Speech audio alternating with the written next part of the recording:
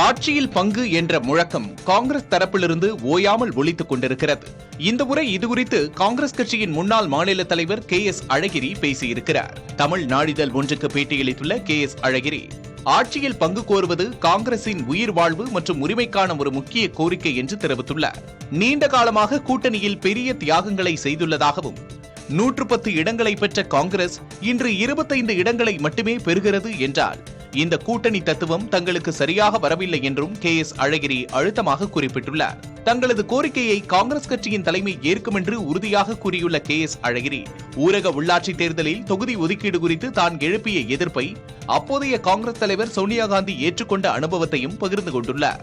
அதே சமயம் தற்போது நடைபெறும் திமுக ஆட்சி மிகச் சிறப்பானது என்றும் ஆட்சி மாற்றம் என்பதெல்லாம் தேவையில்லாதது என்றும் அவர் கூறியுள்ளார். தமிழகத்தில் காமராஜர் ஆட்சியை அமைக்க காங்கிரஸ்காரர்கள் MLA-க்களாக அமைச்சர்களாக வருவதோடு காங்கிரஸ்காரரே தமிழக முதல்வராக வேண்டும் என்ற குறிக்கோளுடன் செயல்பட வேண்டும் என்றும் KS அழகிரி வலியுறுத்தியுள்ளார்.